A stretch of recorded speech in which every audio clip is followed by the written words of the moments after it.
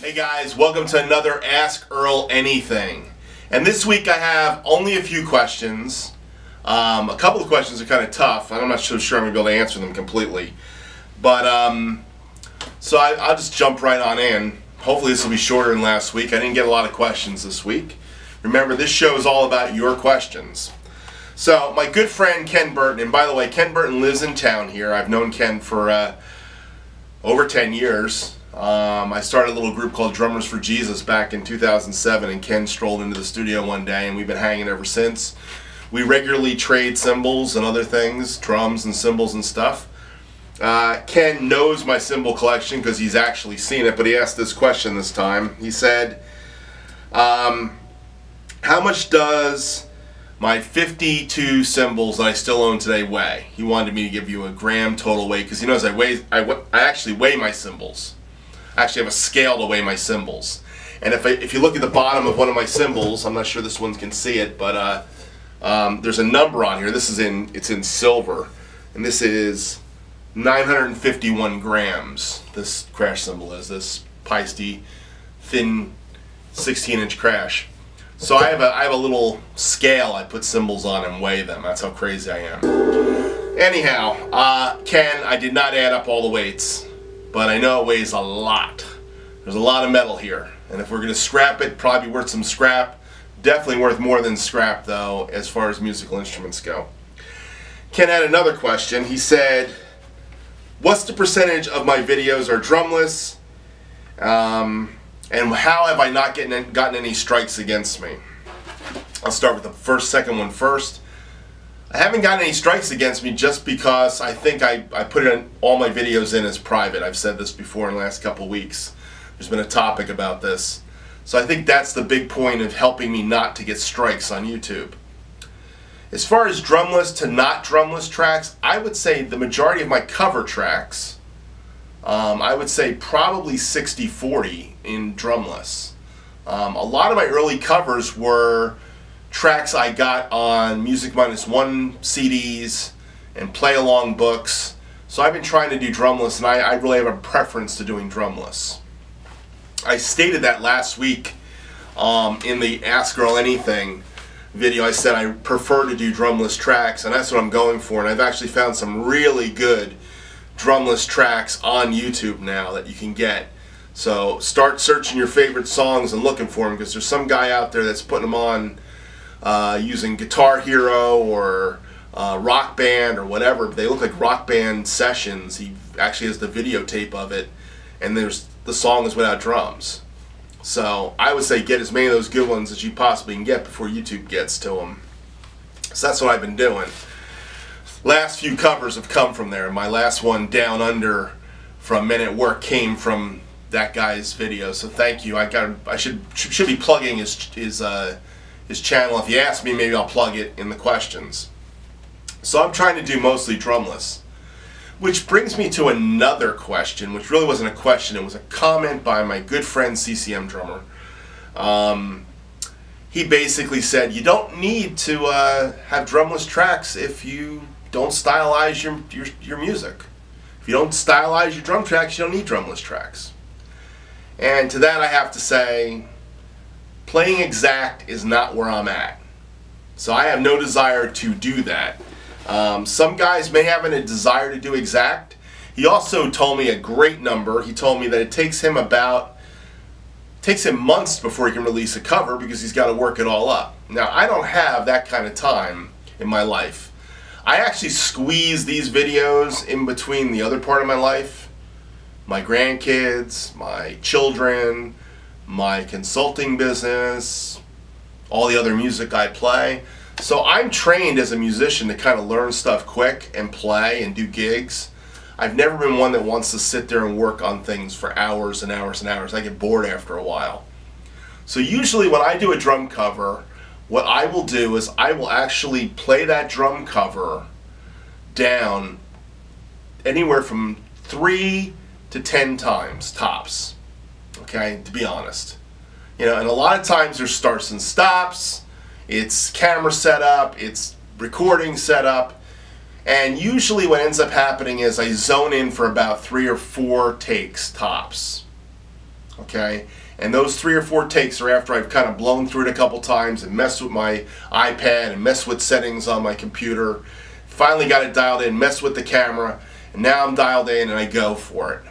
And if it's a short song, I can maybe get 3 songs on a camera shot, and then I'll have to shut it off. And if it's a longer song, like 5 minutes, I'm only going to get 2 runs on the camera. So I'm not getting up every time. And I've got this great iPad here I can control things with. But if I had to basically sit there and work on a song day in and day night and chart it all out and to get it exact, it would not be fun to me. It's not fun. And what is this all about anyhow? Isn't this about fun? So drumless tracks allow me to be creative, allow me to put my take on these songs. So when I'm doing drumless tracks, I'm doing it because, number one, I kind of know what the song sounds like, and I kind of have a vision on how to play it, and I kind of have a vision how the original drummer played it, so I'm going to try to tip my hat to that person. But I am definitely not going to get crazy about making every single fill and note and part. And a lot of times when you're doing exact, you're not laying exact on it. The snare hit's not as intense. Okay, you might have got the note, but you didn't get it as intense, or you didn't get the vibe of the hi-hat. So you may be playing the actual notes as written on page, but it doesn't have the vibe. So I'd rather go for the vibe of the song than go for this play everything exact. Now, if you think that's a badge, then you should do that. And I have no problem with that. And I will applaud guys that do it and say, hey man, you did a great job. But in my book, it's not worth the time and effort. So I just want to say that because, you know, when Ken said, you know, do you use drumless tracks and how many are drumless tracks? The reason I'm going drumless tracks is I like playing. And I like putting my personality on the songs. And drumless tracks allows me to do that. The last question for today comes from Bill Hosmer. And he said, you have 52 cymbals? How are you still married? So this brings me to really what I wanted to talk about today, because I have a very extensive drum and cymbal collection. Matter of fact, somebody else asked me, how many snare drums do you have?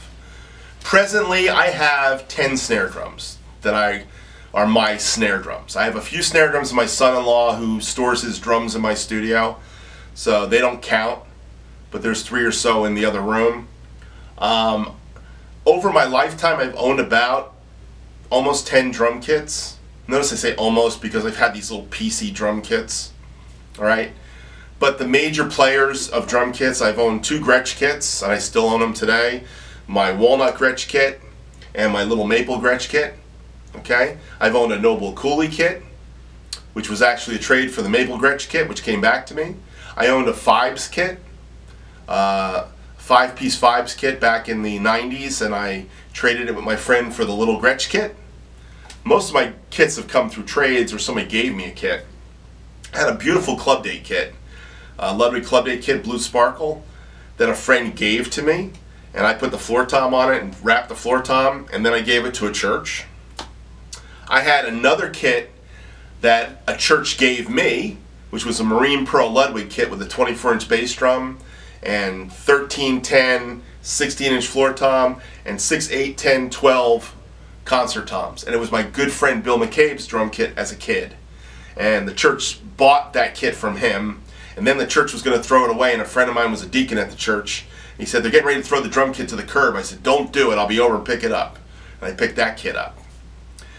And then I picked up a little Marine Pearl kit with a 20 and a 12 and a 14x14 floor tom and a 5x14 snare. Anyhow, I have no idea where I got this kit. I can't remember where I got the kit from. But eventually I gave that kit away to my friend Rich Sullivan, God rest his soul. And Rich sold that kit to a guy named Pat Petrillo, who's a semi-famous drummer from Baltimore area. He bought this little Ludwig kit. It was kind of Ringo-esque. It was from the 60s with the 12 and the 14x14, 14x20, and I had a 5x14 snare drum. But anyhow, I only tell you all this because I've owned a lot of kits. They've come in and out of my hands over the years, and but the ones that have stayed have been that Gretsch kit, and I've owned 2 Vistalite kits. My first kit was a blue Vistalite kit, And my second kit was a green Vistalite kit, and there's a story to the green Vistalite kit. Maybe someday I'll talk about Vistalites. But how? The big question that Bill Hosmer says, how are you still married after all this stuff? I'm still married because my wife supports my habit. And I'm thinking about doing an episode, you guys can leave some comments on this, where I have my wife, I talk to my wife, and she talks about some of this stuff about supporting a drummer, being a drummer's wife. Because being a drummer's wife is, you've got to care about the drummer. And I feel for guys that don't have wives that care about their hobbies. You know, and drumming is more than a hobby, it's a lifestyle. And my wife made it clear to me early on, you're not giving up drumming because this is what makes you who you are. So she learned all about drums and actually wrote for Modern Drummer magazine, which was incredible. So she's been a big support to my hobby, my big support to my music, big support to my art, let's put it that way. And of course she eventually got in the show. We had a band together for years, and I did her album. That's why I have a recording studio. That's another story. But the long and the short of all this is you need to have somebody that supports you and loves you, and my wife over all these years has. Now, as you get older in life and your kids grow up, money frees up. So when I was younger, I had a set of Sabian cymbals. And I basically had, probably at that point in time, I always had more than 1 or 2 crashes, but I didn't have 10 crash cymbals like I have today. I probably have more than 10. Or 5 or 6 China cymbals. That's happened as my kids grew up. My kids grew up, I started acquiring stuff. And I had a season in my late 40s to mid 50s where I really bought a lot of stuff. And eventually got my whole Peisty set up, and got my Zildjian set up and my Sabian set up. But I've always been aware of the finances of the home, and this has been an investment in my life, and this is all sellable stuff at some point if I had to. But never got too crazy where it put us into debt or anything stupid. But I always had what I needed, and my wife was a big support of it. I never went hiding the stuff. So those 52 cymbals, she knows about all of them. Actually, I've owned 103 cymbals total. 10 drum kits. I've owned 39 snare drums. Haven't hit 40 yet. I told my son-in-law this once. Whenever I get to about 11, I give one away. So I'm back at 10 again. So if I get another snare drum, I'll probably have to give one away at some point. But I've had this set of snare drums now for probably the last 3 or 4 years. Haven't really had any desire to buy any at any point in time lately. But I'm pretty happy with my snare drum collection. But every once in a while I want to get a different one, you know. Us Americans with our consumerism, I guess we need to have more stuff, you know. But I am a blessed human being. I'm blessed to have a wife that loves me. I'm blessed to have a wife that supports my habits. I am blessed to have a wife that I can share this life with, and we have similar interests and loves, and that's really what life's about for me. And of course, having a wonderful family too to support me.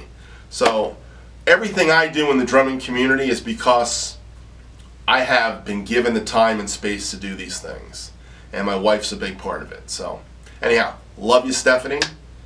I think some of you guys know that I even did a drum cover to her. Probably do more in the future, who knows.